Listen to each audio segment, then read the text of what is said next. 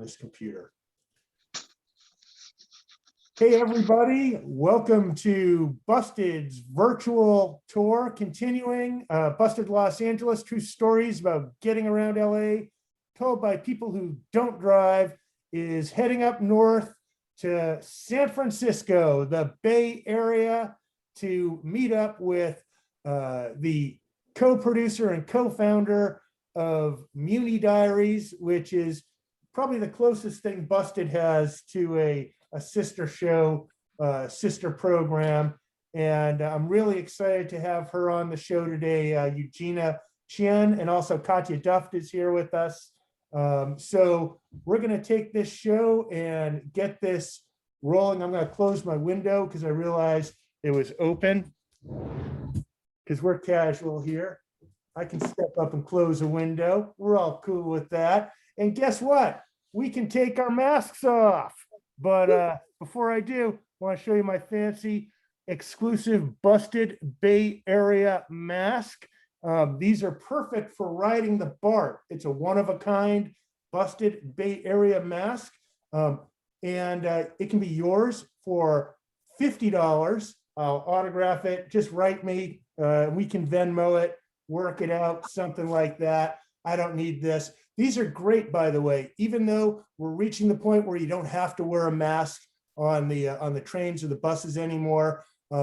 These are really helpful because when you wear a mask where you write in Sharpie on top of it in block letters and an exclamation point, people leave you alone. So that is awesome. That's a guarantee 2 seats to yourself by wearing this special mask. So if you're interested, you can write me and we'll get that in. And let me get this. I'm going to highlight myself on the video here real quick as we're learning the, let's see, spotlight for everyone. There we go. Awesome. Technology. We're still figuring this out as we go along, but we're starting to get pretty good at it here. Very, very excited for our guests today. Katya, always a special guest, and Eugenia, you know, I'm really psyched to have here. I've only met her once before in person. She has a great show up in San Francisco called Muni Diaries, and they've spun off to be San Francisco Diaries as well. But up in the Bay Area, there's this huge pool of bus riders and BART riders and bicyclists, and they're telling their stories also.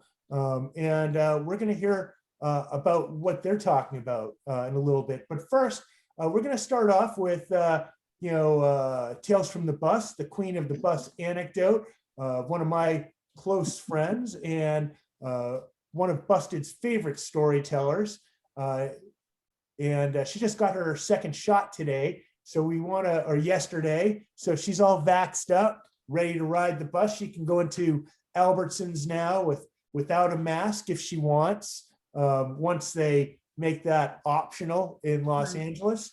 And, you know, but we want to make sure she gets her story out before any of those potential, you know, hallucinations or fever dreams or whatever happens to us when we get our shots kicks in. So please welcome Tales from the Bus, Katya Duft. And I'm going to on the spotlight. Yeah, Katya, Tales from the Bus. We play spotlight. It's all you, Katya. Okay, so about 5 years ago, I had to travel from LA to San Francisco by bus to meet Pugwash, the band, for the tour, and tour with them through the West Coast. When I looked at first I thought maybe I should fly, but then I was thinking, wait, going to the airport takes an hour, going through customs takes an hour. Then the flight takes an hour. It's much easier, like logistically, to just take a bus. And my only experience going long distance by bus was 20 years ago when I had to travel from Tennessee to New York by Greyhound. And my friends in Tennessee, before they put me on the bus, they told me, oh, you're a young foreign girl. There are a lot of soldiers traveling, a lot of transient people traveling, a lot of like weird and dangerous, potentially dangerous ones traveled by Greyhound. So we kind of want to protect you. So right before they put me on the bus, they found an older lady and they put me next to her. And they said, lady, please keep an eye on our Russian guest. Everything worked just fine for the whole trip. The old lady would give like a stink eye to anybody who even, dared to look at me. So it all went well. But this time when I decided to travel from LA to San Francisco, I was thinking, well, who knows? Maybe it's still the same. Maybe people traveling by long distance buses is still a little, off. Who knows? But I'll go into this with an open mind. So I come to the Union Station, and I really don't think it was a Greyhound bus anymore. I think it's a different bus company because it was a double decker.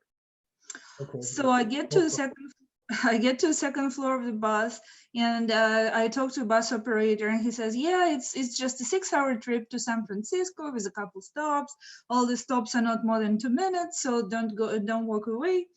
So I go to my seat, and I actually have a sigh of relief because there is a teenager sitting next to me by the window, and he's on his laptop, and he looks extremely nerdy, and he's just doing whatever he's doing, but he just says hi to me, and we go on the trip. I plug my phone in. I'm having a good time. It's all good. But at some point, somebody from this seat ahead of us starts like putting their arm in between the seats and trying to touch the teenager, and then talking to him. And then ahead appears, which is another teenager, and they start talking about something for a second. And his friend sitting next to me just tells him, "Look, you are bothering me. Like, don't." At some point, I get curious about what he's reading about, what my neighbor is reading about on his laptop. So I start looking, and I realize he is doing some complicated math. It's like seriously not something I learned at high school, or maybe if I did, it wasn't very deep because I understand nothing from the equations he's looking at. So I get like super impressed with him, and I'm like, oh, that's such a good kid. But I'm curious why he's not sitting next to his friend, because his friend like constantly like either tries to wave at him or talk to him and bothers him in every single way. So at some point I tell him, look, I know your friend wants to communicate with you. Maybe you'd like to go sit next to him because he has a seat available. And he's like, oh shit, I don't want to do this. He's like, you don't know my friend. He is, I really don't want to sit next to him. I'm like, wait, I thought you guys were friends. He's like, we're more of classmates than friends. And he's like, I'm really trying to concentrate to focus on my studies because I'm going back to campus and I really have to like do my reading and my calculations. And I'm like, oh, that's not any worries at all.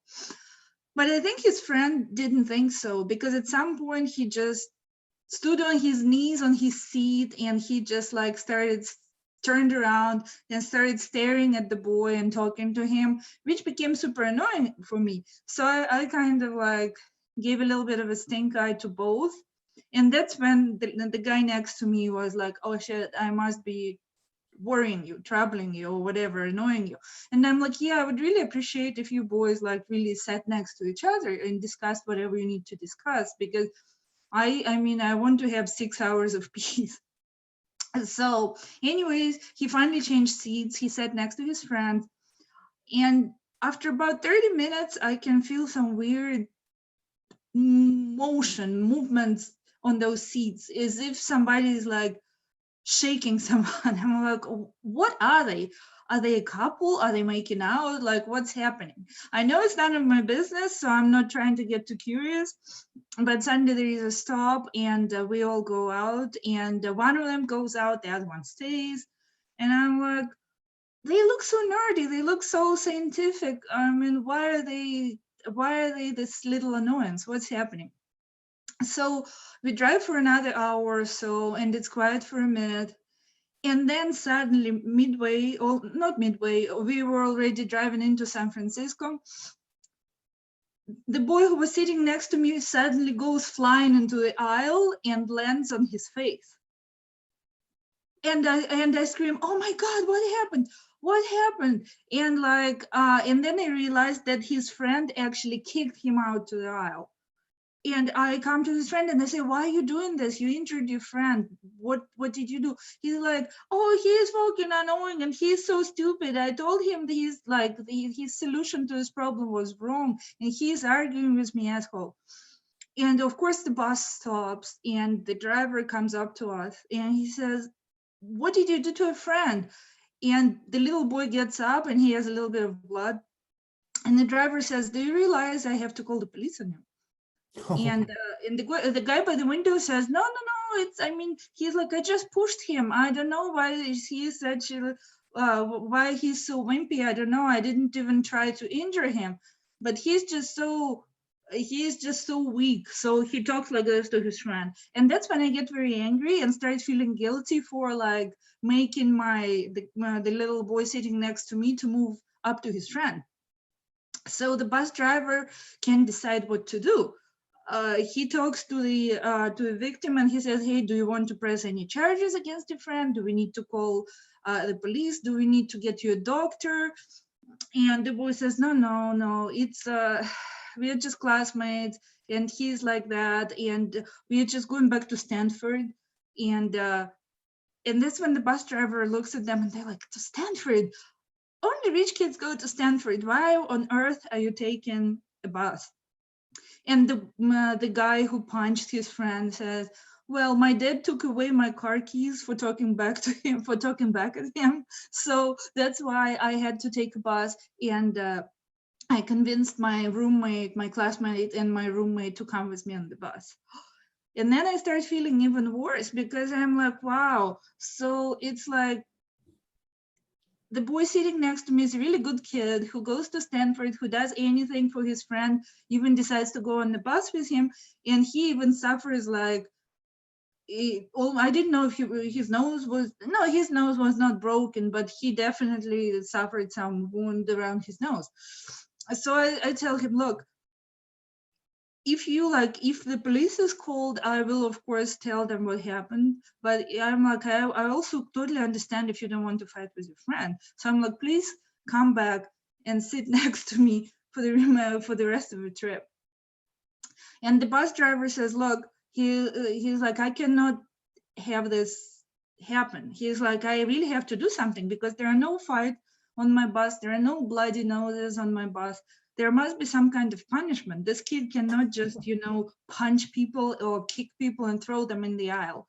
So he said, "I know what I'm doing." He's like, "You are leaving."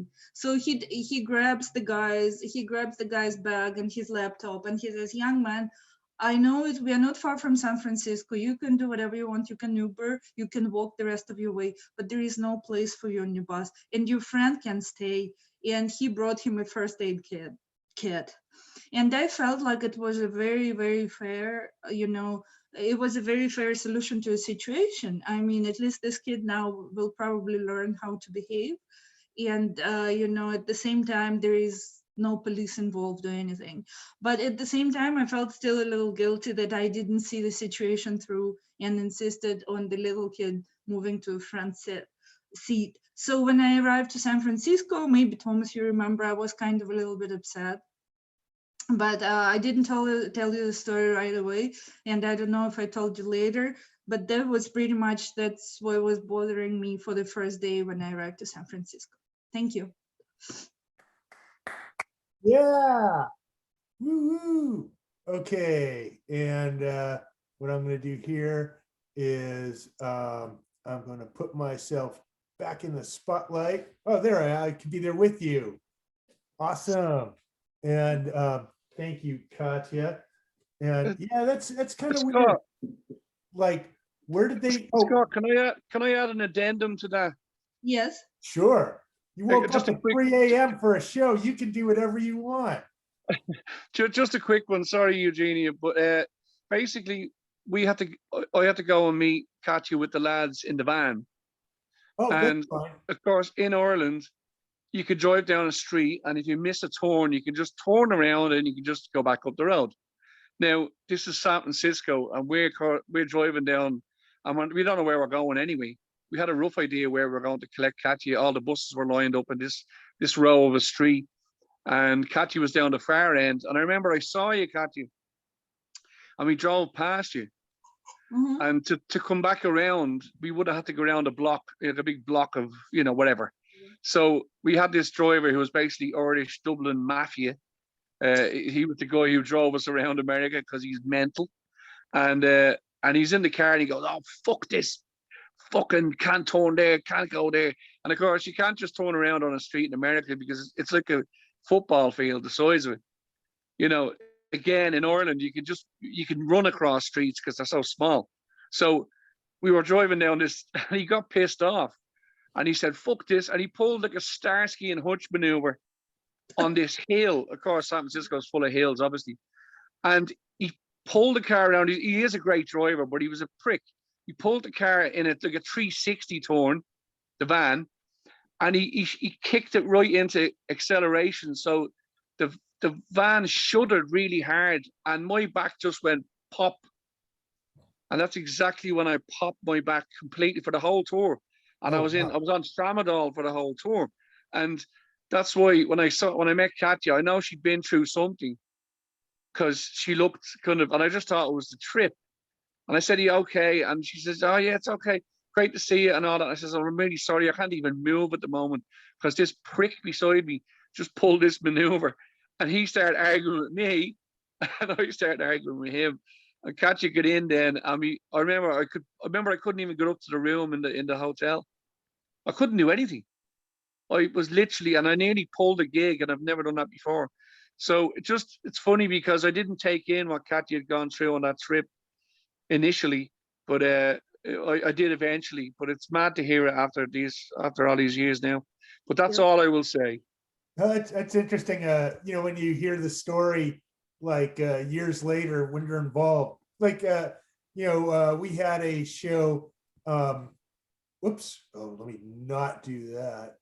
Oh wait, yeah. Remove all spotlighted videos. Yeah. Yes. Okay. I just wanted to make sure I wasn't like deleting the entire show. It's like self-destruct. Yes. And okay, load virus. It's like I remember one time Horace, regular on our show, came on and told a story that had happened earlier in the day involving myself and him, and I didn't know the story because I was only on one end of a telephone. And and it's always such a sobering experience when you actually hear it, like where you're like, oh yeah, I wasn't a good listener there. And I was listening, but I wasn't actually taking it in. Right. I was Yeah. just, it's like I don't know what you call that kind of listening. I don't know. I guess it's Los Angeles listening because we're It's always called ignoring. well, in LA, we're always thinking of our next line. So, Yeah. But thank you, Katya. And if you want to check out her page on Facebook, Tales from the Bus, you'll find all sorts of really cool stories from all over the world. This show will be posted on YouTube tomorrow. But since everybody here is on the show, basically the people that will find out it's on YouTube tomorrow are finding it today. It's on YouTube now, and so you can find it here. We have our website, bustedlosangeles.com, Facebook page, Busted Los Angeles, Twitter, Instagram, all that. So be sure to check us up, add us, talk about us, whatever. We'll have live shows again soon. Can't wait. Virtual tour is going to continue. Next week is going to be all bus drivers. And so that's going to be a fun show. I'm really looking forward to that because the bus operators are the people with more patience than anybody in Los Angeles. Our show is always dedicated to them. They get us from point A to point B safely nearly every single time, except in Katya's story where the kid got punched in the nose. And, it probably was a really hard math problem, and math is really hard. So, I mean, I could see like if he's trying to like put in some funky equation that's Yeah. going to like mess up this entire like 10-page math problem. Yeah, but also his friend. I mean, how should you be talking back at your dad that he takes away your car keys and makes you take a bus? That must be some serious talking back in the family. He must be he could be like a math savant or something. He could be like a little Elon Musk or something. And takes all kinds. But you're right, fighting on the bus, there's no place for that. No. And my story is going to be Greyhound centric as well. I've only been up to the Bay Area once, and that was when I was a kid. My parents were driving me around, so I didn't have an opportunity to ride on the buses or the trains. But I went through a long period of cross-country Greyhound drives, and I know I was in Oakland one time at the Greyhound station there, but it was uneventful. And I think it was like when they were doing $100 and you could go anywhere on Greyhound. So I was kind of taking advantage of it because, me, I like to go end to end on these things. So I think I just kind of rode up to Oakland and then headed to Boston through like a north route or something. But this story takes place, I guess it was about 10 years ago, when I was preparing to move back out to Los Angeles from Boston.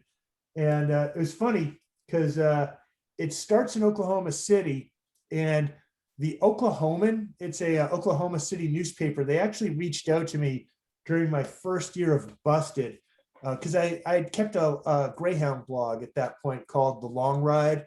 And I talked, I just kind of waxed poetic about the Oklahoma City stop. I always love that stop because it's when you're going west, especially to LA, you have to stop there. It's just the Southwest portal, and then you head down to Texas and the 10, and the 10 takes you into Los Angeles.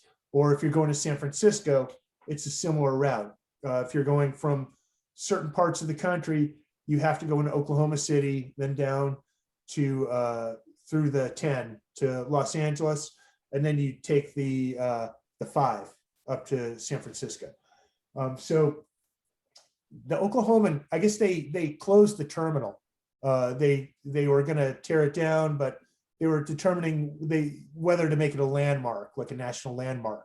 And so they reached out to me, and I did this like interview with them. And it was when I was injured with I tore my ligaments in my knee. And so I was kind of drugged up and in my apartment.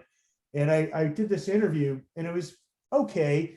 But when they ran it, they referred to me as a self-proclaimed expert on bus stations. I think that was the term. What was it? Yeah, self-proclaimed expert on bus stations, which I just thought that was stupid. Like, why not just call me an expert on bus stations? If you're going to go out of the way to call me, in Los Angeles from Oklahoma, because you couldn't find anybody there to talk about your bus terminal, call me a bus expert or call me, whatever, but don't call me a self-proclaimed. I found that very insulting. I've been self-proclaimed twice in newspapers. Terrible. How rude. I know. And the other one had nothing to do with buses. That was when I was living in Fort Lauderdale, and I found a colony of wild monkeys, like macaques, and they're just somehow they broke out of a zoo like maybe 50 years prior, and they were living in these mangroves, and they were going to do construction, build a condo like in the monkey place. And so I started protesting because I didn't know anybody in Florida yet, didn't have friends yet. So I was like, well, then I'm going to be a monkey activist. And so the Florida newspapers came down because it became this big, ordeal, like where it was in the courts. and they interviewed me and they referred to me as self-proclaimed monkey enthusiast. And I thought that was like really weird. Like, do you have to like, do you need like verification of being a monkey enthusiast? I mean, doesn't everybody like monkeys? Can't you just say like monkey supporter and not say self-proclaimed? Or like, couldn't someone Yeah, just, there was it's no one else kind of- there that could just validate it and say, no, it's not just him. You know, we all agree he's a monkey enthusiast, you know? I don't know. But so No, I totally agree. Yes. it was silly. But so anyway, this story takes place, starts in Oklahoma City, which is always one of my favorite stops. It's an important stop when you're going cross country because it's where you change buses. So you actually have a layover there for about an hour and a half. And when you have that much time, it allows you the opportunity to like find a clean bathroom, you know, because you don't want to go in the terminal and you don't want to use the bus. So, you know, you can go find like a hotel or someplace nice, but also you can find good food. And, there's a place right around the corner from there that sells hot dogs, like this hot dog combo special for like, $3 or $4. I know good food, hot dogs, but it's Oklahoma. So it's like fresh hot dog, because they grow them there. And so I went out to my favorite hot dog place, like around the corner from the Greyhound terminal there. And I come back, and this woman I'd been riding with was sitting with this other woman and this dude from San Francisco, who was just whacked out of his skull. And he was actually from Chicago. He was on his way to San Francisco for the Gay Pride Week, and he was 6'6". He was probably about 270 to 300 pounds. Just a big guy, with matching rainbow tank top and short shorts. I mean, really big dude. And like these terminal seats in the Greyhound station, they're really small, so it kind of stands out in this kind of weird way. And so he's selling pills because he's out of money, and he's a pill addict. And so I work out an arrangement with him that for $5 and 2 hot dogs, because he hadn't eaten for 24 hours, he gave me 3 Klonopins and 2 Somas. So that's a really good deal, and that's definitely enough to keep me and my friends that I've made on the bus, very chill for the rest of the ride, because we're all going to California. So this dude, he's just a wreck, this dude's been taking pills and stuff and whatever he could get all the way from Chicago to this point, Oklahoma City. So it's probably somewhere in the, 10 to 12 hour zone, maybe a little bit longer, because I think they had a delay somewhere in there in like Indianapolis for his particular route.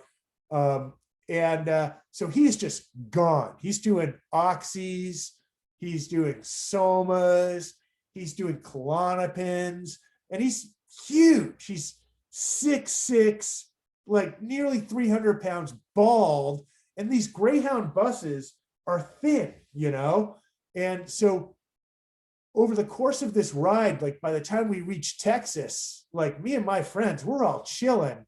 This dude is he's off the rails, as we say in, public transit shows. He is doing everything from passing out on strangers, like, big 300 pounder, crossing the aisles, like literally legs, arms, sprawled. He would pass out in the aisle, and he's so big that you couldn't get past him in either direction. On top of that, he was screaming obscenities at the top of his lungs. Like I live in Hollywood, like right on the border of West Hollywood. So I'm very, very accustomed to, flamboyant gay people terminology, whack jobs in general, just from being in Hollywood. I mean, for me, that's bus chaos. For me, is like bus crack or Scott crack. I love that stuff. I love chaos. But this dude was making me uncomfortable. The people on the bus were learning vocabulary that they would have never learned on their own. He definitely made it all the way to Los Angeles. That's where I got off. I don't know if he made it to San Francisco. They had a stopover in LA. He may have just been removed at that point, or he may have just passed out there at that point. I was amazed they didn't remove him from the bus, personally. I would say of the 8 years of bus stories, or 10 years of bus stories, including the Greyhounds, he is probably in the top 5 most memorable people, including some really crazy people. I mean, I don't really talk about him in stories and shows because he doesn't typically fit the format of Busted. And he's not really like one of my top Greyhound kind of anecdotes, but the dude was really memorable just as a crazy person. And just he was like that ship that clogged the Suez Canal, last month. He was like that on the Greyhound, like where people couldn't go to the bathroom, because he was literally blocking the aisle like a beached whale, like a beached rainbow whale in short shorts, and just nuts. So anyway, that's my story, and whatever. It's a long anecdote. You don't have to clap, and but anyway, I'm so looking forward to live shows again, and I'm really looking forward to our special guest that we have coming up in a moment as well. For those of you not familiar with Muni Diaries, it's a fantastic website and podcast. It now has a spin-off site as well called San Francisco Diaries. You can visit the website. It's munidiaries.com. Is that right? Can you give me a thumbs up? Okay. That's right. Excellent. So it's munidiaries.com. And also, by the way, since you're in Los Angeles and you might not know Muni Diaries, it's MUNI. So that's how you spell Muni. And it's a really cool site. I got to meet her like about 4 or 5 years ago. I literally did about 3 hours and like 4 or 5 connections and a 1 mile walk up. And I lived on a hill in Pasadena. I got a cut rate, like property management for a mansion up in the hills of Pasadena. And it was awesome. But the deal was no buses on weekends. So for me to go anywhere, I would have to walk 1 mile uphill, literally just 1 mile of straight up walking and 1 mile downhill. And so I was there, did that, and then a connection and a connection and a connection and a connection. And I saw Elon Musk's SpaceX for the first. I didn't even know that was in Los Angeles until that commute. And along the route, I'm like capturing all the, because that was when we were doing our web version of Busted. We were doing like a green screen studio filming show. So like along the way, I'm like, man, I'm never going to get way down here again. I have to capture all this video footage because this is so far away, because LA is so huge. And then I finally get there, like in this 3-hour commute, like to the Starbucks. There's a Starbucks in Torrance where we met. So for those of you in LA, you can picture me going from the hills in Pasadena above the Rose Bowl to south of El Camino College, like way down in Torrance, maybe South Torrance, if there is a South Torrance. And it was totally worth it. I was so psyched. The first thing I said, and And she said it almost at the same time, like that buy me a Coke thing. It was like, why do you do this? And because, yeah, I'd never met anybody else that did something like this aside from Katya. So I was really excited. And her page and her site and her show is just continued to expand and become really amazing. And hopefully, like while I'm doing this long-winded intro, you've taken the time to actually go to the site, maybe even listen to one of their podcasts while I was sitting here doing the intro. That's okay, because it's really awesome. And I know it's going to be a favorite site for a lot of you. So now I'm going to hand it over to our special guest. She is a co-producer and co-founder of the Muni Diaries and now the San Francisco Diaries. From San Francisco, please welcome Eugenia Chien. Yay! Hey guys, yay, woo! Well, thank you for having me. Scott, Katya, I feel like we're like kind of comrades in transit documentation. You're right, it's so rare to meet like folks that are doing this for the love of it, and you guys have been like really going strong, and I just love that you both exist and we can, you know, like kind of talk about our little universe together. So thank you for having me. Thank you. I'm really psyched to have you here. Are you going to be telling a story first? I forgot to ask in the when we were in our pre-show. Well, I was going to talk a little bit about some of the favorite stories that we have encountered on Muni Diaries. I thought I'd share a little bit of that because, you know, Muni Diaries is really not about me or my business partner, Tara. For some reason, I feel like the most interesting stories happen to the community that we've built around, and people, you know, people tell us what happened on the bus, and like really, we started in 2008. And still every day is something new. I thought I would share a story about this busker that we encountered a couple of years ago. I'm going to start by putting you in the spotlight. Okay. And then what I'll do when you finish your stories or story, what I'll do is at that point, I'll bring all three of us on together. So I'm going to put you in the spotlight now. And I'll remove me from there. Sorry about that. It's so weird doing it like all virtually. If it was stage, I'd just walk off and take my seat.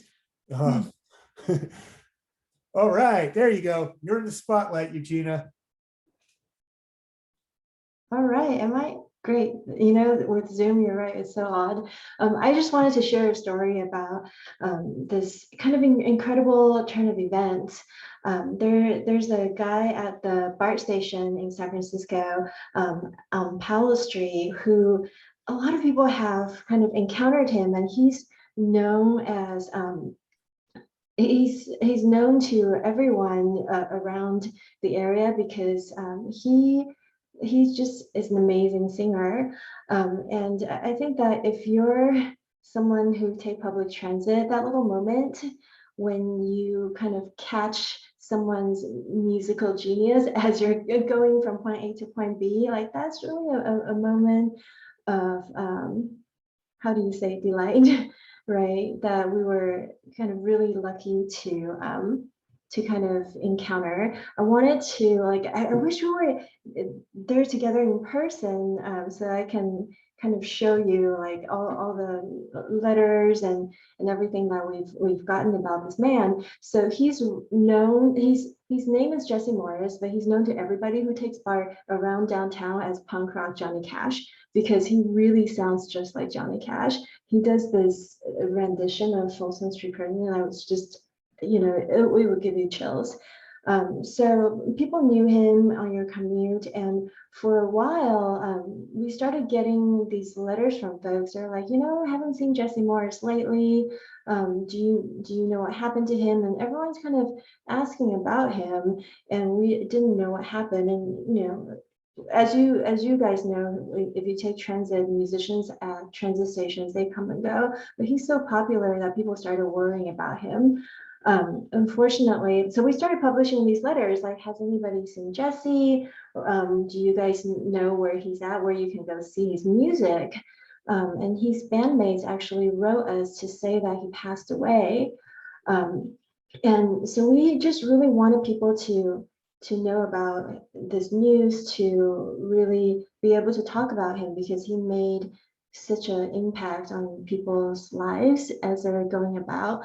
And we made a blog post, and more than something like 40 or 50 people wrote letters to us about him. Someone said, oh, I saw him at the bar station. I asked him to record a voicemail for my mom for her birthday, and I gave him $20, and it really made her day. And other people said how much they love seeing him. And next thing you know, I was in a club in Oakland at a memorial concert for him with his bandmates, his family, and all of our readers who came out to really honor him.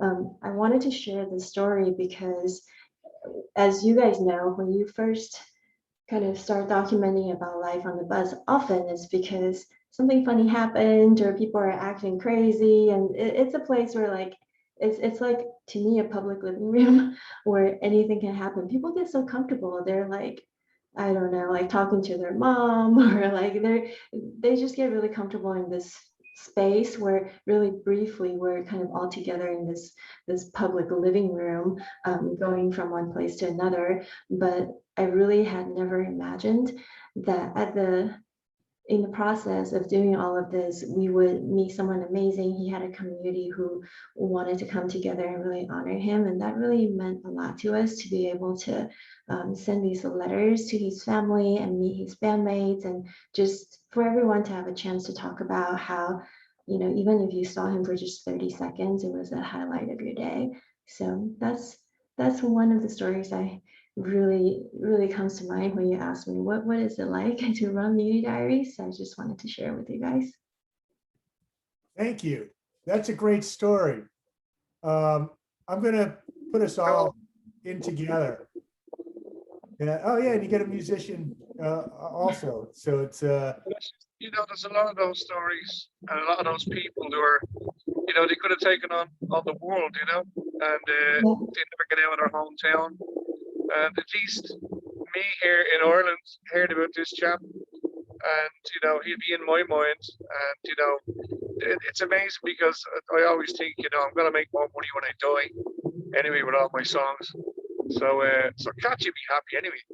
But but that's the thing about it. Sometimes it's more difficult when you're around, and when you're gone, suddenly that's when people really miss you or whatever, So well done to that guy. He sounds like a very talented man. So I'm glad you're keeping his name going. Well done. Yeah, he was. Los Angeles has a really weird relationship with buskers. They're not allowed for the most part, which in fact, they're just not allowed. We had a storyteller, a band who they're very popular on the trains.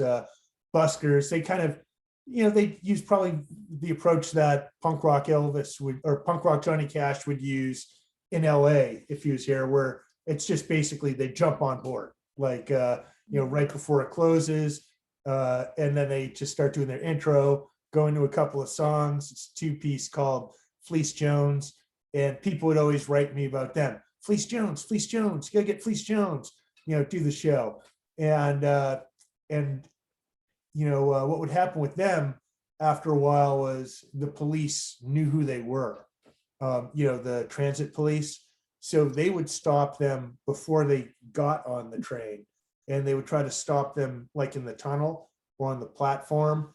And it eventually got to the point where they were getting pretty harassed. And it's a shame, because like in Boston, for example, we have buskers.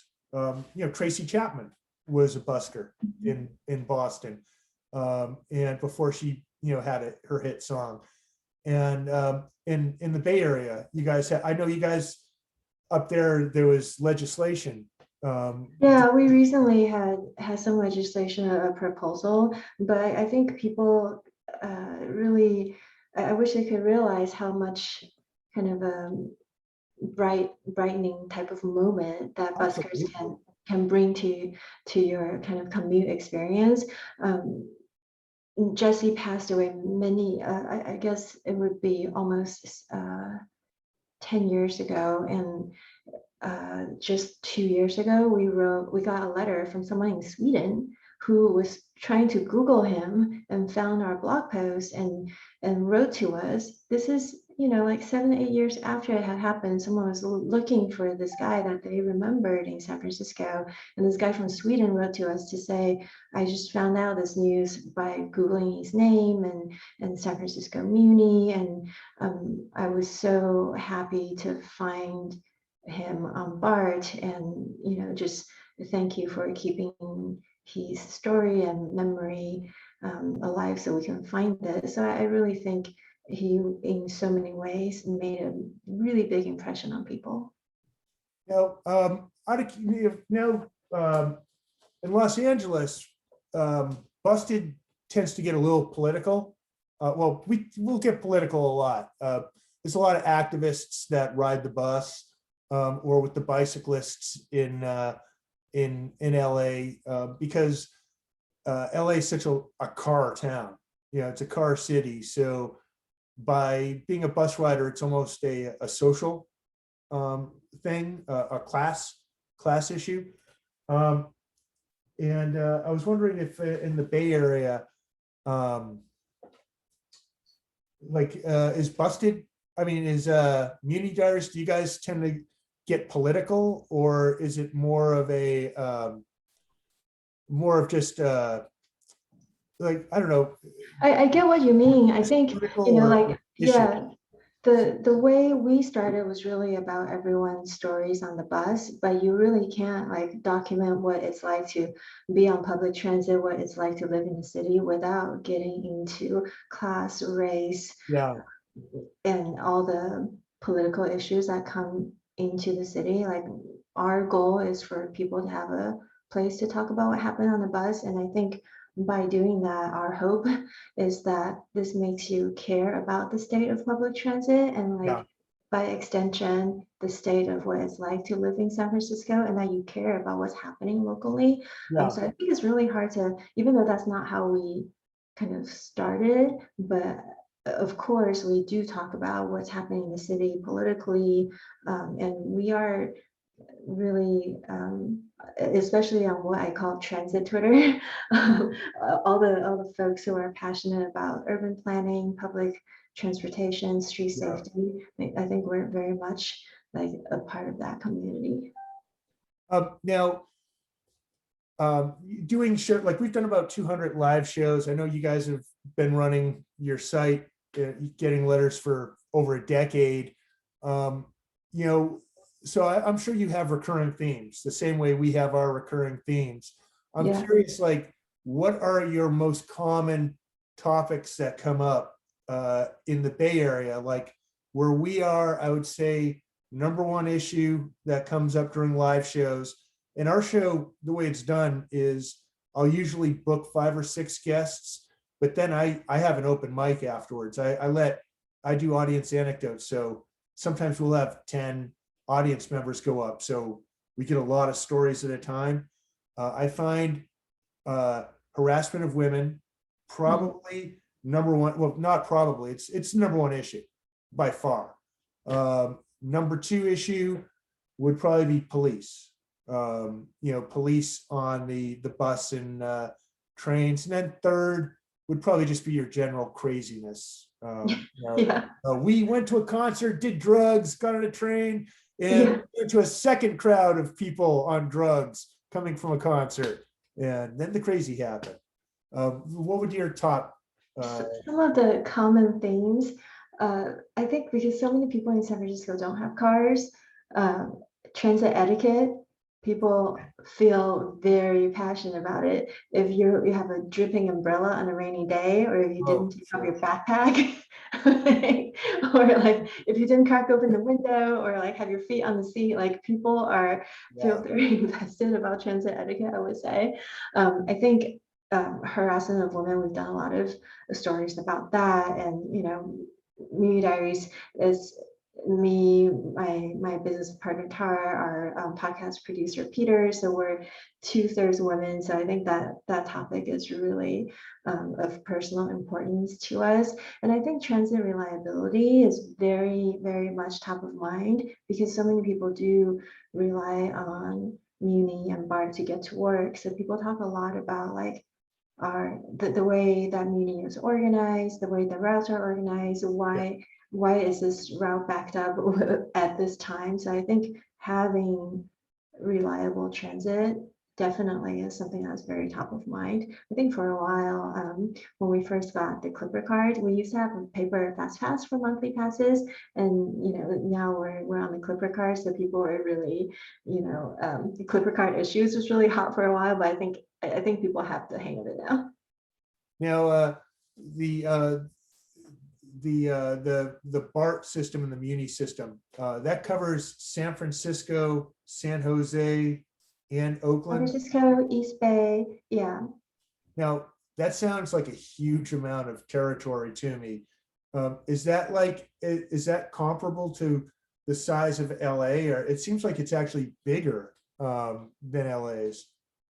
I don't think that it is bigger. I think, well, I mean, area-wise, probably not bigger, and definitely it feels, I feel like San Like- Francisco, it feels like a small town to me, If like you- in many ways. If you were driving from like San Francisco to San Jose, how far is that? Like I I want to say it's an hour, but I don't have a car, so I don't really know. I've had people stop me sometimes, or stop at me, like when I'm literally at a bus stop and ask me for driving directions in LA. And all I can do is send them like on the version of the bus route.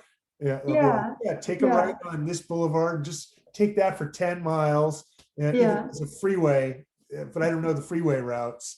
So so BART serves a lot of the East Bay. We actually have Caltrain that's going down to San Jose. We do also Twitter do BART Diaries, stories that happen on BART, just as colorful as Muni. We had Caltrain Diaries for a while. I feel like people are relatively better behaved on Caltrain Diaries, so not as many kind of colorful stories coming out of that. But yeah, like there's some different systems, a couple of different systems in the Bay Area. I think one of the issues that a lot of urban planning folks are passionate about is how do these systems talk to each other? Because right now they're not very interconnected, and like for commuters, it's a little bit of a pain. how much is a monthly pass like for the BART? Do they do it in tiers, or is it like $98 for a month? I think depends on if you want BART and Muni or like Muni only, but I'll tell you, when I first moved to San Francisco, I think it was like under $50, and now it's 90 something. So like that at the same time makes me feel old.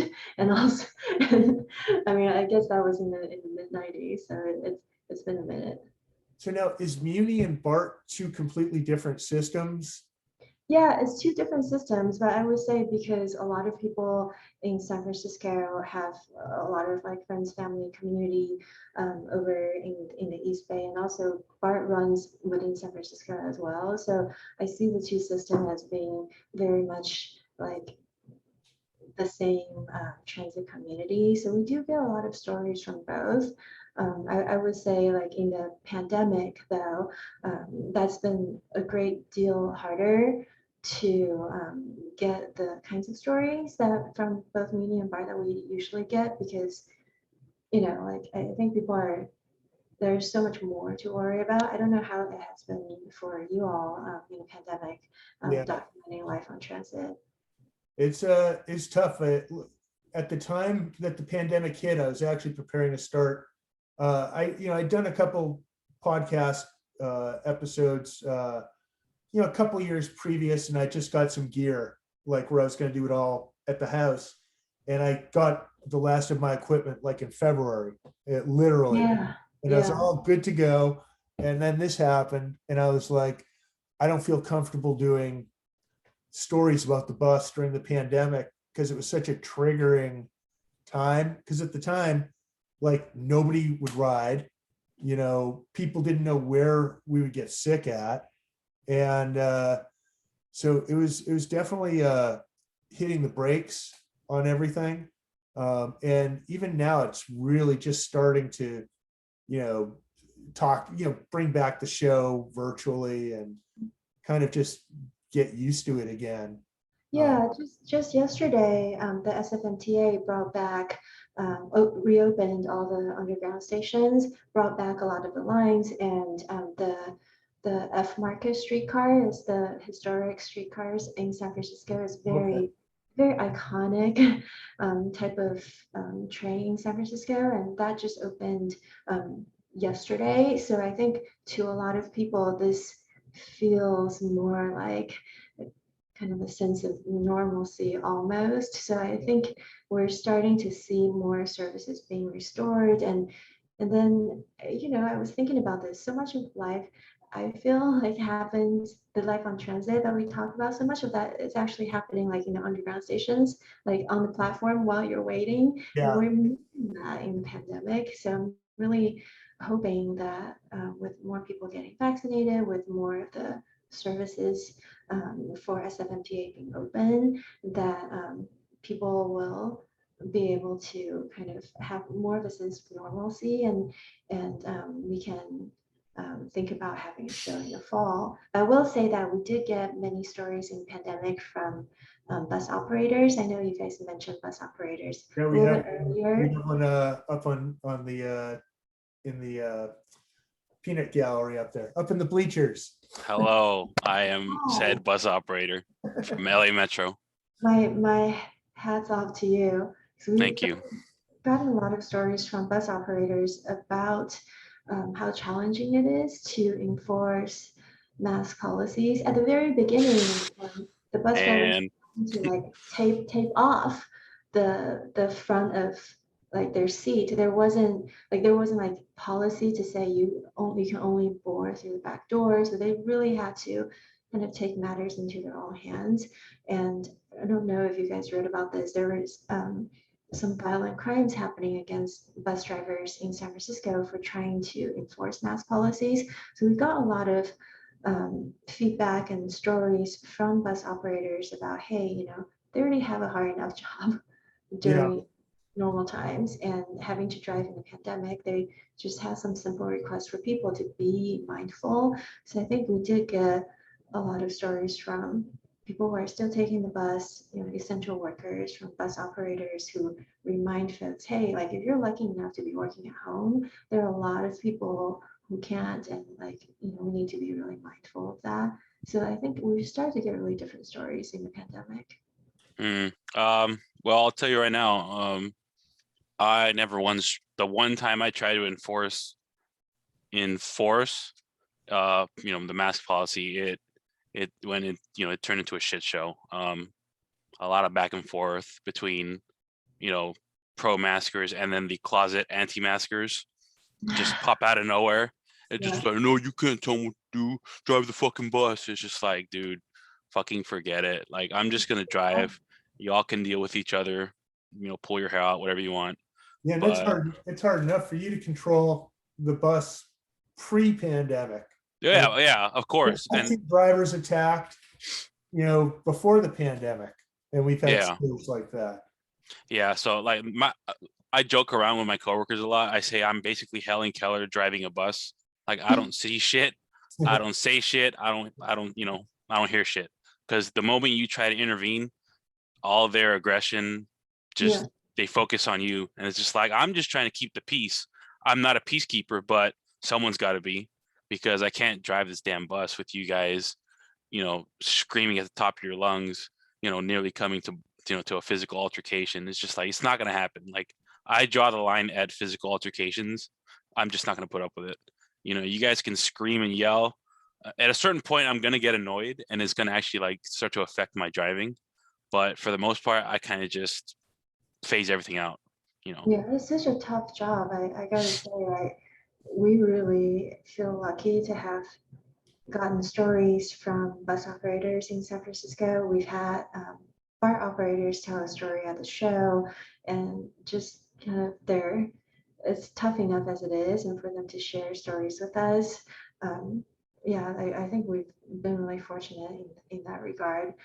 There's a bus driver who actually drives my route who nearing his retirement, he wrote a couple of books about driving Muni, and so we invited him to the show, and like he's great, you know, gave us all the behind the scenes. And then one day I was going to work, and like I get on the bus, and it's this driver who's been Doug. He's been to our show, and I'm going to work, and then he passes by this bus stop, and he sees this cardboard sign made by like the residents of the building behind the bus stop, and it says, "Dear Muni, we tried to clean it up.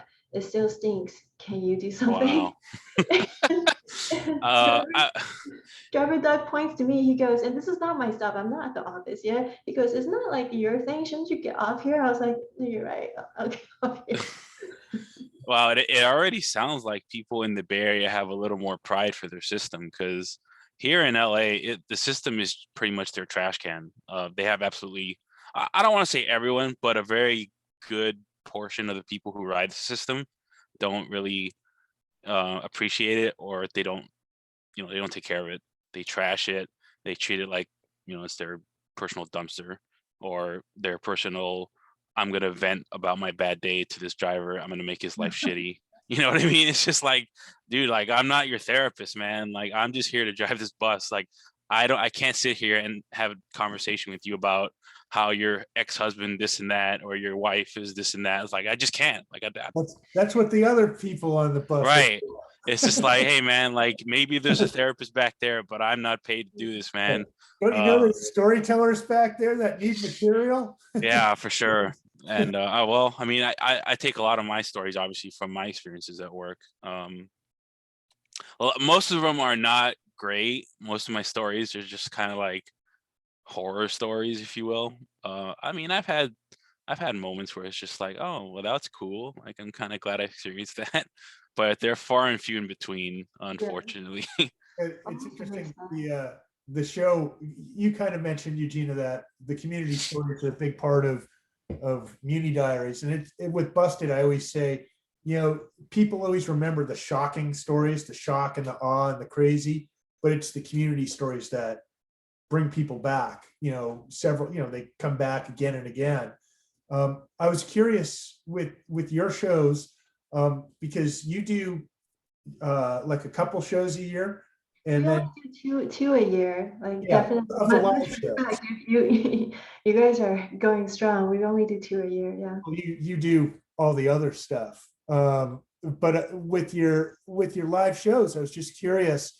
Do you curate them like for specific community content, or do you go like, okay, we're going to go with one crazy person story, one will be community, one will be the controversial one, and a bus driver, or do you guys just kind of rando pick up?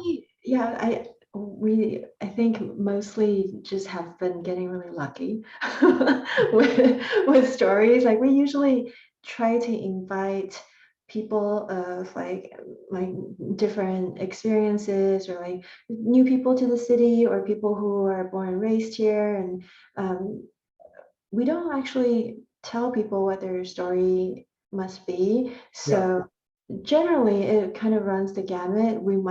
You will always have like some crazy, some gross, because it goes with the territory, but a lot of it we try to emphasize to people, this is about life in San Francisco, really. I mean, we love public transit, but through the lens of public transit, this is what it's like to live here. So like, what story would you tell about what it's like to live here, right? Like, why should we care? Because I think complaining is not that interesting, to be honest, right? Like, unless you're hilarious complaining about it. Yeah, we have a lot of comedians. Yeah. It's interesting, just like what I always find, and I talk to the storytellers, especially because we do audience anecdotes, so a lot of people don't even know they're coming to the show, let alone going on stage and telling a story when they arrive, because I promote on the sidewalks and stuff. That's my favorite part. And what typically happens is, a lot of the time, your first story from storytellers is going to be, especially from the audience anecdotes, where they're kind of thinking while the show's going on, because I'm always like, hey, and if you have a story of your own, come on up at the end and share it.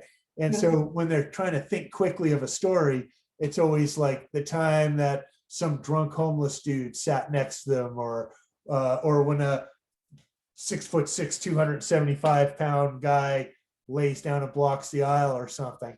But then when they come back, it's typically where you get the community story and the nice story, because they've had time to actually sit down and think about it, unless it's one of those shows where, and it happens on our show just because the nature of the show, because we have a loose live style, that sometimes someone might tell a story up front in the beginning, and that might just trigger everybody to go on that one particular topic, like especially like harassment of women. When that would come up in a story, that would sometimes, as a MC, I can see the audience because it's outdoors, so I can see everybody really clearly. So I'll stop the show and we'll just go into discourse, and then all of a sudden people will just we'll end up having 4 or 5 stories on the same topic because now it's fresh in their heads. I have so much respect to how you do your show, Scott. I think that kind of conversation is so important, and also your ability to kind of run within the moment and facilitate this conversation. I think that's really, really tough. Our shows they're indoors, so I can't see folks as well, like you mentioned. And typically we invite the storytellers a couple of weeks in advance, and we'll help them brainstorm about what they're going to talk about. So I have some ideas. We had done the open audience portion before, but it just becomes really chaotic. So we don't do that live anymore. But I will say, for some strange reason, sometimes we'll have a show where why are all the stories about the bus pigeons that somehow boarded the bus? Why is bus pigeons? that's been a thing before, really without us knowing. So sometimes that does happen. That's funny though. That would be weird for me if there was more than one bus pigeon story on a show. There was more than one. Because Yeah. I've never had a bus pigeon story. I'm sure Alex probably. No, actually, the only, I guess, if you want to call it a wild animal, randomly jump on my bus, would be just a dog, just a random stray dog, and it wasn't a small dog; it was a big dog. This was it happened actually in Norwalk. I was on my last trip to a Norwalk station on the 115. So I pull up to what was it?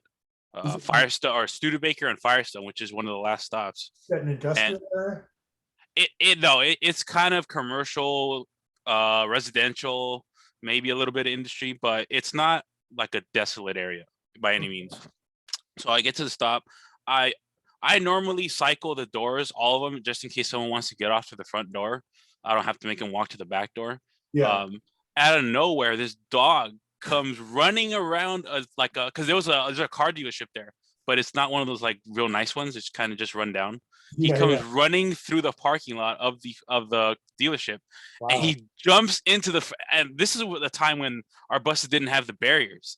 We were just open. I'm like, holy shit. And it was a big dog. Luckily it didn't attack me or anything because I didn't have anything to protect myself. But I kind of on the bus. Yeah. I still had passengers. It wasn't that many because it was one of the last stops, but it scared the living shit out of me. And I just did everything I could to scare it. I'm like, get out of here, go away. Thinking oh God, I'm going to get mauled to death on the job by a dog. But, this needs to be an animated series. Right. That was the only time I ever encountered a random animal on the bus. Other than that, mostly people will hide their service dogs in a bag or a box or whatever. I'm required to ask, is that your service dog, even though I know it's not your service dog? Then they say yes. Yeah, absolutely. And it's just my service boa constrictor. Yeah, they've played the system so long, they know the ins and outs of getting around it. And it's just I don't care, man. You know, Is LA really so well behaved? We have a category on Muni Diaries called animals. Like there is wow. enough content to fill a whole category. I've got like submissions about there's a pet goat. Oh, but That's I've never on the seen a goat bus. yet. We have no goat stories. No goats. Most of the time it's just their dog. They want to bring their dog with them. And it's like, dude, I don't care, because I'm not going to sit here and argue with you about whether it's a service dog or not. Like, I know it's not. You're not going to convince me otherwise. Like, I've seen actual service dogs, You're like, and your yours is dog looks too stupid. not only that, but it's not behaving as an actual trained service dog is Yeah, supposed to behave. Can't So it's even just make like, it sit. yeah, like exactly. Like, and even then, like, they're trained to sit once you sit. Like, they're trained to Yeah. sit in front of you. Like, your dog is literally just walking around the aisle. I know it's not a service dog, okay? But again, I don't care. I don't get paid enough to, give you a hard time about it. McDonald's. You know? And even then, like, even if I did give him a hard time, ADA is like this gigantic. It's evolved into this gigantic litigation storm that Metro doesn't want to put up with. So they basically have just instructed me, hey, ask them, is that your service dog? And they're gonna say yes 100% of the time, Yeah. because that's just how they work. Even like I said, I just don't. It's just too much of a hassle. I don't think the SFMTA has the same policy, because we've got lizards, we've got goats. I saw a guy with a backpack with a cat on on the top of the backpack. So Yeah, well, Metro's policy is they can bring any animal, really, as long as they say it's their service animal. It's open season. They can bring a pony. Well, they can bring a miniature pony if they want. It's like, yeah, this is my service That would animal. be awesome. Yeah, I love a miniature pony. it's somebody in LA is thinking challenge accepted. yeah. But they're mostly doing it just to avoid continuous litigation in court about what's allowed and what's not allowed. That's just how it goes. It's always about money. Is this going to cost us money in the long run? Are we going to have to go to court for this? If so, let's just find a way to work around it. And that's their workaround. It's just, well, ask them if it's the service animal. They're going to say yes 100% of the time. And that's the end of it. I'm curious, Eugenia, have you ever been interviewed on public transit? Like, have media outlets, I'm sure media outlets have interviewed you, Tara, regarding Muni Diaries. Have they done it on the bus or a train? No, they haven't, but we Really? did. We talked the SFMTA into lending us a empty bus to be interviewed in. So a little wow. bit I have to sleep on mine. I like reach out to my friends. I'm like, dude, can you put Busted Los Angeles on your lights? That would be awesome, actually, for the operator. It's like, hey, you're gonna drive around this guy being interviewed by LA Times. Just drive around. Like, dude, this is a sweet gig, man. I've done 4 interviews on buses and trains. But have you ever I'm an expert at it. Have you ever had LAMTA assign you a personal bus that's out of service?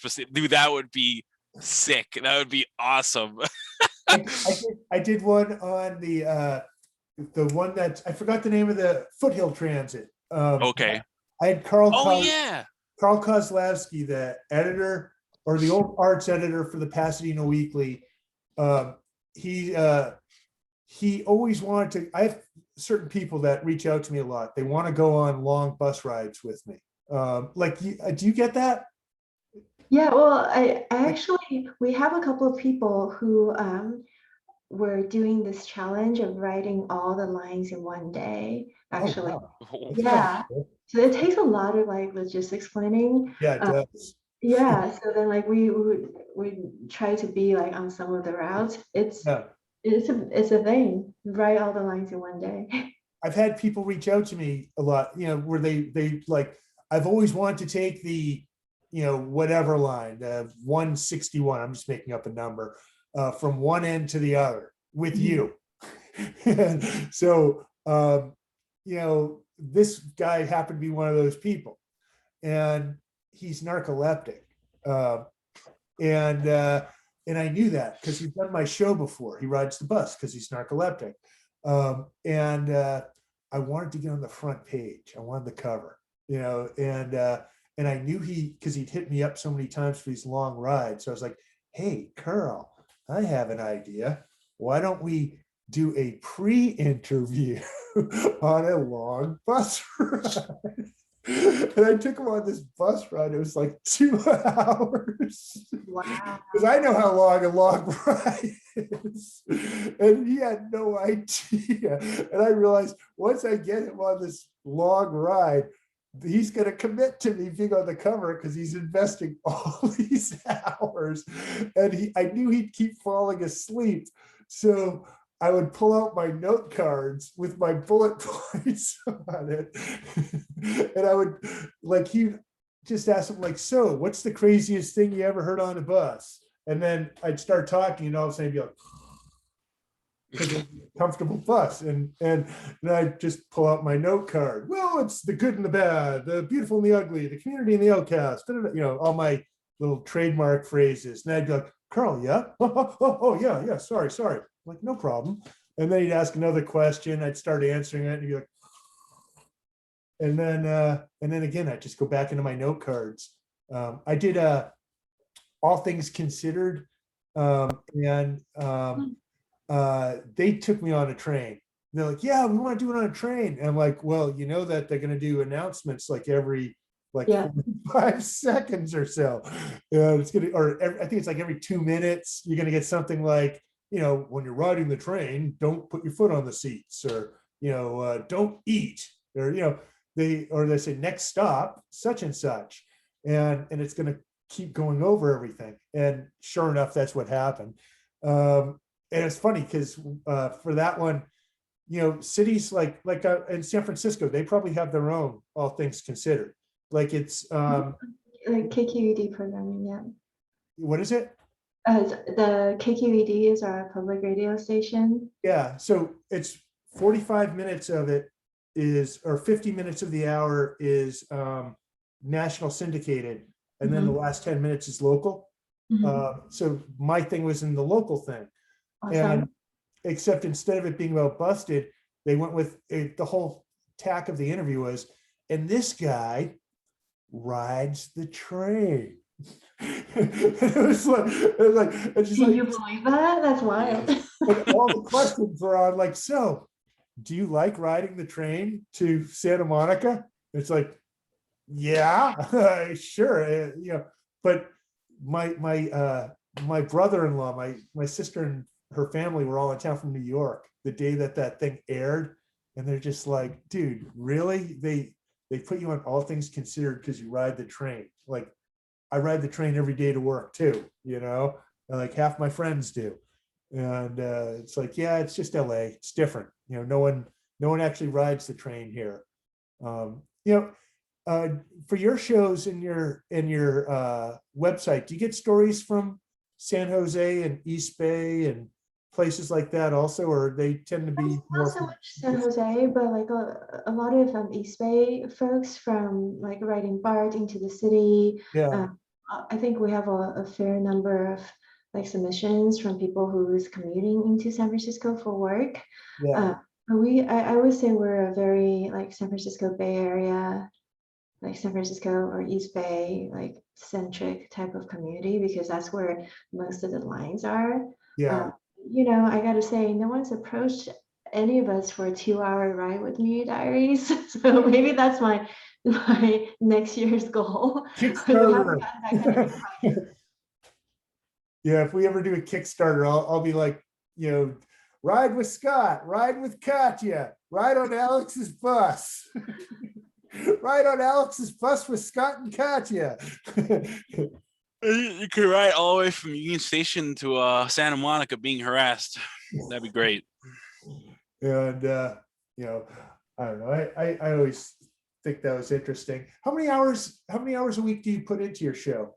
And when you first started, like, because I know now you have Patreon and stuff, and now you have additional tasks. But I mean, in general, like when you first started and then kind of pre-Patreon, how much time are you putting in, and how much time are you putting in now?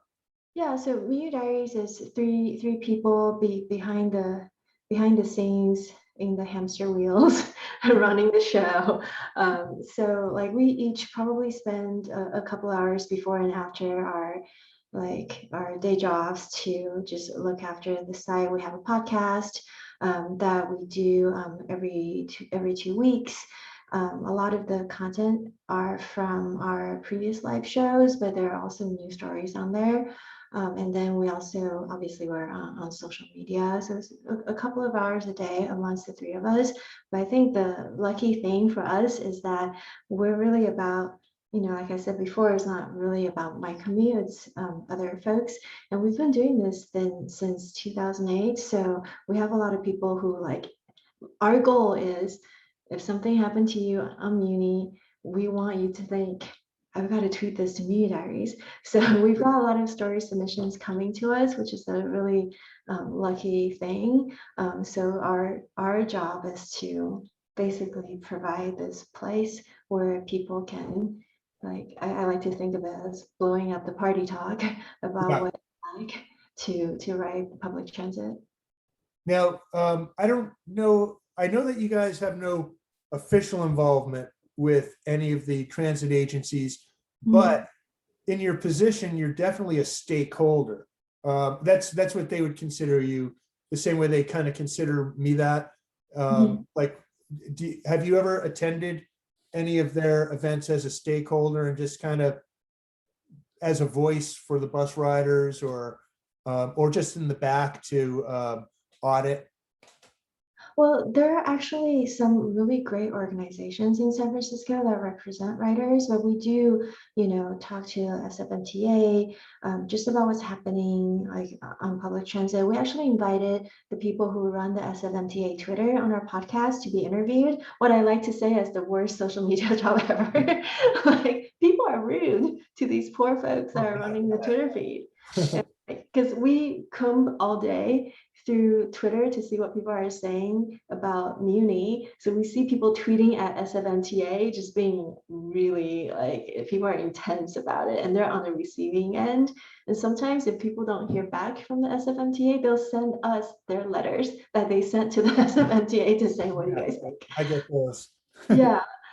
So we do interact with the SFMTA just to find out news, or if a rider tells us something was broken on a certain train, we'll ask the SFMTA to help us verify it. And what did you guys do after? So we do stuff like that. There's the San Francisco Transit Riders. It's a nonprofit org, and they do a lot of transit rider advocacy. So obviously really small world. So we know the folks there too. Yeah. And it's always interesting, when you find new pockets of, because I've, over the years, it's once a year or so, I'll find a new pocket of, transit activists. Early on, you find the Muni Diaries, you find the Tales from the Bus, and kind of the low hanging fruit that, is out there, that you'll find right away. But then each year you find some group transit oriented teens, or, or these little groups that pop up, and they add to the busted community, where I remember when all of a sudden we started getting these younger people showing up, or there was a year where all of a sudden we would start getting the activists. Yes, yeah. And I always find that encouraging, just to see the broader scope. Yes, I agree. It's always so exciting to find new folks who are really into transit life. Do you get bicycle activists or bicycle stories on your show? We don't focus on bicycle stories so much, but I will say there's a really high overlap between people who are passionate about transit and cycling. A lot of multimodal modes of transportation. So I think it's a lot of the same groups of people. There had been a really lively discussion about what is the right way to put your bike on the rack. People get really confused. We get a lot of stories about the people who get their bikes stolen off the front bus, which I've seen that happen plenty of times. I'm sure. How many times have you, Alex? How many times have you seen a bike swiped off the front of your bus? I am proud to say I have never had a bike stolen off of my rack. Really? I had one guy almost steal it, and he asked me if I was okay with it. I'm like, no, like what He's the asking fuck you is? for- he's Yeah, so asking you for permission to steal a bike. yeah, so what happened was I was working the That's a funny 204. story. Yeah, I was working the 204 down Vermont, and I get to the last stop, which is was it Vermont and like 118th Street. So that's like northern Gardena / south central. Okay. But the guy got on at Century, which is like maybe a mile or two from the last stop. But he got off about maybe 2 or 3 stops before the last stop, and he forgot to grab his bike. So the other guy, the guy that was stealing the bike or wanted to steal a bike, had a bike on the rack already. So he's getting off to the front door. He's like, "Hey man, you mind if I take that other bike?" I'm like, "No, like that's not your bike. Like, what the fuck is wrong with you?" I didn't say that, but I kind of said it in a polite way. I'm like, "No, man, and like I'm not gonna sit here and watch you steal the bike. Just leave it there." The He's way like, he should have done it was he should have just upgraded if it was a better bike. "Thank you." You know, that's what a smart Not thief would have saying done. anything. And Yeah. he could have gone back to he could have gone up to Lincoln Heights or wherever that lost and found is, and he could have got his bike back.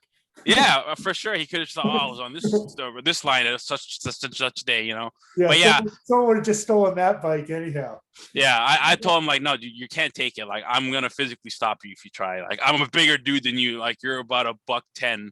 I'm like twice your size. I will pick you up and throw you into the street or something." You know. So he just went off with his other bike, and luckily enough, the other guy realized he left his bike on the rack.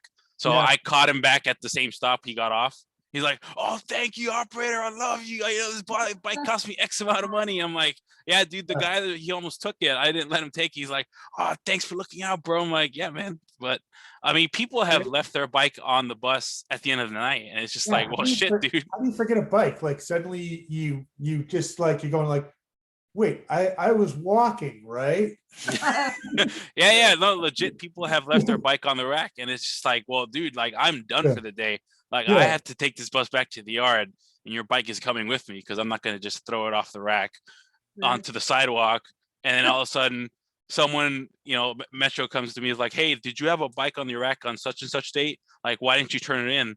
The customer came looking for it." Well, now you're in deep shit because you didn't turn it in, you know? I mean, good for you for backtracking and finding him. You like made his year. Yeah. I mean, look, I'm very passionate about doing the right thing, even if the right thing is going to annoy me or inconvenience me. You know, I'm a firm believer in doing the right thing, even if it's something that I don't want to do. What's the You know. most expensive thing you ever lost on a bus, Eugenia? The I've most, lost 2 laptops oh man. where I just forgot them. No, I got my wallet swiped on the bus. I fell asleep. Oh, I had my shoes swiped once when I was 18. I fell asleep at a bus station and I woke up and my shoes were not on my feet. I was like, what happened? What shoes are you wearing? I was working like a night shift as a photographer in a hotel. And the bus that would bring me back to my town, it was like a 2-hour wait. Like I'd done like I had to do development of the photos, so it was very late, and I just fell asleep. You know, it was like the 80s. I figured, you know, back then you could fall asleep, wait for the bus, but someone took the shoes off my feet. I guess I'm a good sleeper. You know, You're in that REM sleep, man. So deep in that sleep, you didn't feel it. It Jesus, wasn't used a shoehorn. right? It just slid it off. You know, maybe they were like whispering in my ear or something. Well, I once Thanks. had my socks stolen on the expo line. What was stolen on the expo? My socks. Your socks? You're so Yes, it was They're hilarious. bad, right? So I had pink socks, right? And I felt like I'm overheating, and I was like, okay, I'll take them off. So I took them off. I put them on the seat next to me, and then I put my running shoes back on. And when I looked to the left, my socks were gone. Wow. And That's- I'm like, I know they were kind of fresh socks. I just put them on first day, but like seriously, what's happening? No, a dude took them. And then on my way out, I saw saw a transient lady wearing them. So I'm like, yeah, she might need them more than I do. So it's No, all that's good. good. Socks are always needed. Yeah, she put them on and then she put her feet into some kind of slippers. So that's fine. Yeah. Because I had yeah. I had someone break into my bus to steal my safety vest. That was actually really annoying because when I take the bus back to the yard, to walk through the yard, it's required that you wear a safety vest.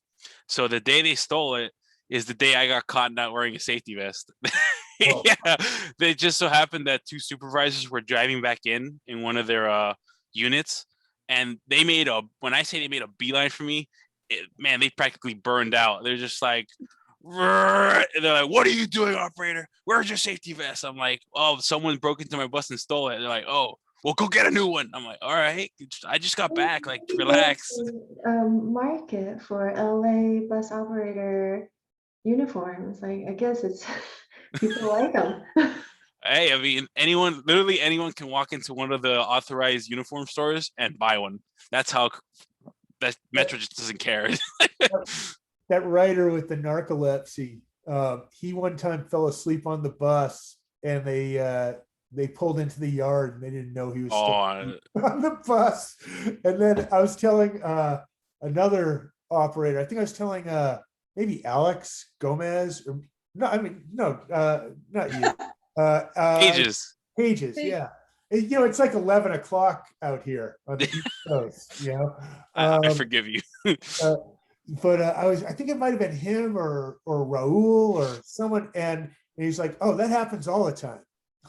I've only ever seen it twice. Once in the morning, like around 10 a.m. The operator didn't even know that the guy was on the bus. I literally That's walking what back. happened with him. He woke up and couldn't get off the bus. Yeah. He couldn't Well, open it. Couldn't do anything. Oh no. See what happened with my two instances. The first time it was like around 10 a.m. You know, sun's out. The operator was driving back into the yard, but the passenger was sitting directly behind him, so there's no way he would have seen him unless he got off and walked the entire aisle. So me and another operator were just like, "Hey, dude, like, what are you doing?" He's like, "What do you mean? Like, there's a passenger on your bus." He's like, "Oh shit!" So he literally left the yard.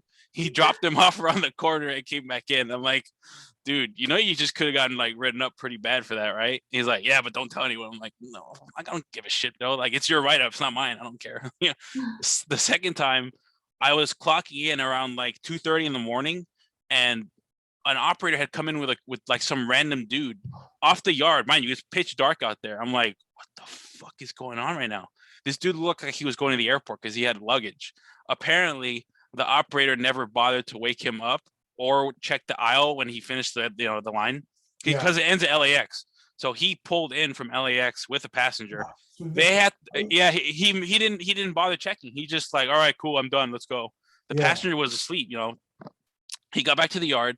They walked through the yard, and they had to call a supervisor to give the guy a ride to the airport and then I think he got written up for that too, because it's just like, dude, that's a pretty major screw up. Missed his flight too. Yeah, probably for sure. You know, that's $1,000 now. So that they gave him a ride to the airport. Yeah, because the operator screwed up big time. It's like, dude, you took him like 20 miles from LAX. He's probably supposed to be in the terminal right now boarding, but no, here he is. The ending of the story that I imagined, I thought it was just going to be like, bye. Oh yeah, no, that's what they did when they got to the airport. They're like, "Figure it out now, buddy." Yeah, Metro's not that cold-blooded. They'll be like, "Yeah, we'll give you a ride. Why not?" That's funny though. Hey, so anyway, I guess we should, call it a show at some point. I don't want it to be like a 4-hour show. But it's been awesome having you here. And why don't you tell us before you go, Eugenia, just a little bit, again, give the links, Thank you. basic rundown, so that way any of our LA-based people who come from the Bay Area, they might have stories of their own that they can share and reach out to you. Definitely. Yeah, thank you. Thank you so much for having me. So the community that we've built is called Muni Diaries. We're on all social media as Muni Diaries. So we're on Twitter, Instagram, Facebook. You can find us as Muni Diaries. We're also a podcast now. Every 2 weeks, we'll have fresh story. On the podcast, there's a series called San Francisco Diaries, because 13 years into doing this, we realized you might have something interesting to say about the city too. That's not necessarily happening on the bus. So you can find us on any podcast listening apps as Muni Diaries. And thank you for having me here. And we can't do this without bus riders who tell us their stories every day. So if something interesting happened to you on the bus, we're at munidiariessf@gmail.com. So hopefully we will see you on Muni or at our show one day very soon. Awesome. And Katya, of course, is Tales from the Bus, which you can find on Facebook. And that's Tales, Tales, and not tails like the thing on the back of an animal. And of course, Busted Los Angeles. Also, little surprise cameo appearance from our favorite bus operator, Alex Gomez, popping in. And for a little bit of that reality of the bus. And I love how you have the whole dark backdrop again. Oh, you said you liked it last time, so I'm just gonna run with it, man. You have too much light this time. You know, probably it's like last time he went on, he was like super dark with like lit like right underneath, so he looked like a floating head. I screwed it up. Do you ever have drivers that stop and recognize you when you're on the road, Eugenia? Or I'm not that famous, guys. I'll tell you a quick story of how I met Scott. I was working one of our longer lines, the Silver Line, which goes from it's pretty much just like a 40-mile one-way trip. I was working at night, and I saw Scott get on with Katya and a few other people. Yeah, I guess you guys just did a show at Cal Poly, right? Yes. Okay. And as soon as I saw Scott, I'm like, oh, I recognize him. And I asked him, like, hey, aren't you that guy that runs Busted? And he's like, how the hell do you know that? And I guess he thought that Katya and the others told me to tell him, in like trolling him, like, oh, you're famous, this random guy knows you. But I actually found him because I was YouTubing bus fights. and somehow Busted came up. I'm like, what the hell is this? And I started looking at it, like, oh, that's cool. People who ride the bus telling their stories, like, that was pretty cool. Well, Scott, yeah, that will be my 2021 goal, getting recognized. Maybe we'll see. I'll update you if that it has not happened yet, but I'll update you if it does. I just love the idea of operators like in their spare time looking up bus fights for recreation and relaxation. Yeah, it was good times. It's not me. And anyway, thank you guys for participating on the show. When is your next podcast, Eugenia? Well, it'll drop in 2 weeks. Okay. And live shows will be returning, I guess, in the fall, hopefully, and as well as Busted Los Angeles. We're hoping November, so Yeah. fingers crossed. Yeah, I hear you. And for those of you who get around by bus, train, bicycle, skateboard, walking, be aware of your surroundings in LA or San Francisco. And for those of you who are motorists, please respect the crosswalks. Thank you and good night.